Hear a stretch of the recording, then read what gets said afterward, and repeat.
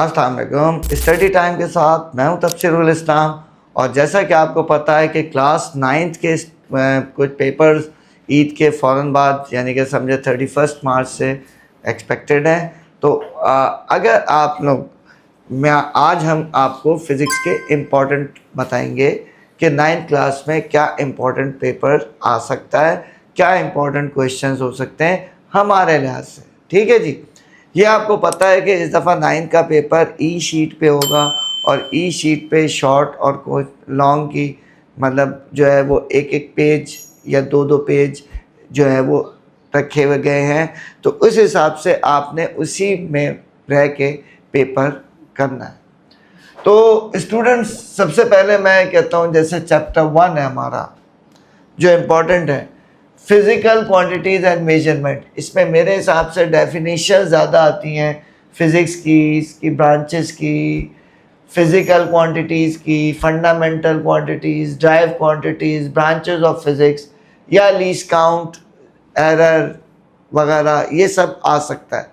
मेरे हिसाब से ये इसके शॉर्ट में आ सकता है।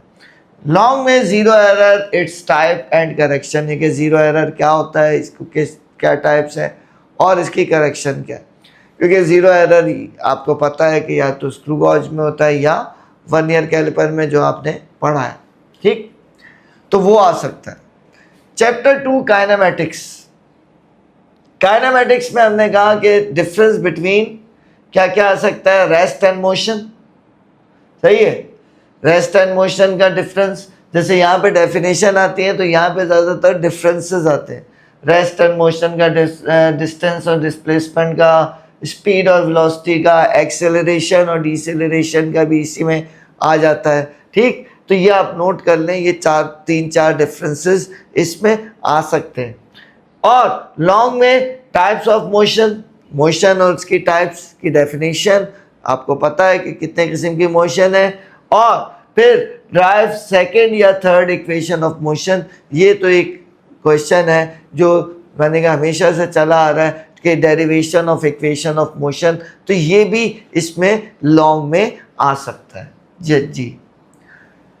इसके बाद चैप्टर नंबर 3 यानी कि डायनामिक्स। डायनामिक्स में शॉर्ट में फोर्स एंड इनर्शिया, कि फोर्स एंड इनर्शिया क्या चीज़ है, फोर्स क्या है, इनर्शिया क्या है। इनर्शिया आपको पता है प्रॉपर्टी ऑफ मैटर है। ठीक, इस तरीके से momentum and its unit, momentum और इसके यूनिट्स भी आ सकते हैं। फर्स्ट लॉ और सेकंड लॉ ऑफ मोशन भी आ सकता है और सेकंड लॉ की मोशन की डेरिवेशन भी आ सकती है फिजिक्स 2 में। ठीक, उसी के साथ फ्रिक्शन और इसकी टाइप्स आ सकती हैं कि फ्रिक्शन है, स्टैटिक फ्रिक्शन क्या है, काइनेटिक फ्रिक्शन क्या है, लिमिटिंग फ्रिक्शन क्या है, ये सब चीज़ें आ सकती हैं। मास एंड वेट, इनके दरमियान डिफरेंस आ सकता है कि मास और वेट में डिफरेंस क्या है।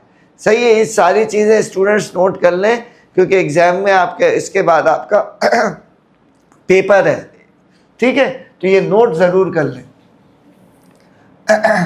लॉन्ग में law of conservation of momentum, यानी कि लॉ जो दो बॉडीज टकराती है, टकराने के से पहले का मोमेंटम और टकराने के बाद का मोमेंटम इक्वल होता है, ये भी आपको पता है, ये आप कर सकते हैं। सेकंड में सेंट्रीपिटल एक्सेलरेशन, इट्स फार्मूला कि सेंट्रीपिटल फोर्स पहले और सेंट्रीपिटल एक्सेलरेशन, ये डेफिनेशन आ सकती हैं और इनके फार्मूले आ सकते हैं सेंट्रीपिटल फोर्स और सेंट्रीपिटल एक्सेलरेशन के। ठीक, सही है, तो नोट कर लें स्टूडेंट्स ये जो भी मैं बोल रहा हूँ। Chapter 4 turning effect of a force. अब इस चैप्टर में शॉर्ट में मेरे हिसाब से, देखिए मैंने कहा ना ये मेरे हिसाब से, ठीक है, इंशाल्लाह अपने तजुर्बे की बुनियाद पे निकाला है, आगे जो है अल्लाह मालिक है, लेकिन इंशाल्लाह ऐसा नहीं है कि आपको इंशाल्लाह मायूस नहीं करेंगे। ठीक, शॉर्ट क्या है, like and unlike parallel forces, फिर है centre of mass and centre of gravity, फिर है प्रिंसिपल ऑफ मोमेंट्स, ये शॉर्ट में आ सकता है। लॉन्ग में resolution of force into rectangular components, ये आपको पता है, विद डायग्राम आता है जिसमें आप डायग्राम बनाते हैं और एक्स और वाई कंपोनेंट में कन्वर्ट करते हैं। कंडीशंस ऑफ इक्विलिब्रियम, इक्विलिब्रियम की दो कंडीशंस है, first condition, second condition with explanation.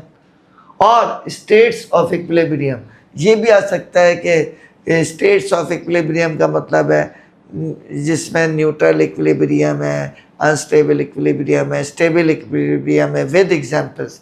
ये भी क्वेश्चन आ सकता है मेरे हिसाब से। ठीक है जी। अब चैप्टर नंबर 5, चैप्टर नंबर 5 में हुक्स लॉ है, शॉर्ट में drive derivation of F equals to K X है, यह प्रेशर और उसका formula P equals to F upon A, force per unit area. Long में डेरिवेशन ऑफ प्रेशर आ सकता है, उसका फॉर्मूला भी आ सकता है, लॉन्ग में भी आ सकता है, ये इधर डेफिनेशन आ सकती है, उधर फॉर्मूला आ सकता है। और हाइड्रोलिक मशीन जो आपको पता है कि पास्कल्स लॉ पे काम करती है, ठीक, वो मशीन का काम यहाँ पे आ सकता है, हाइड्रोलिक मशीन का, जैसे हाइड्रोलिक लिफ्ट है, हाइड्रोलिक ब्रेक है, वो इस पे काम कर सकते हैं। ठीक है, अब हम नेक्स्ट चैप्टर की तरफ बढ़ते हैं।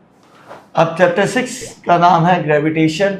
चैप्टर 6 ग्रेविटेशन में शॉर्ट आता है, और शॉर्ट आ सकता है मेरे हिसाब से Newton's law of gravitation, it's relation with third law अलग से पूछ सकते हैं, ग्रेविटेशनल फील्ड क्या होती है, आर्टिफिशियल सैटेलाइट्स क्या होते हैं। ठीक, अच्छा, लॉन्ग में mass of the earth by using law of gravitation drive the mass of the earth, उसकी डेरिवेशन भी है और अप्रॉक्सीमेट वैल्यू की कैलकुलेशन भी है जो आपके कोर्स में है।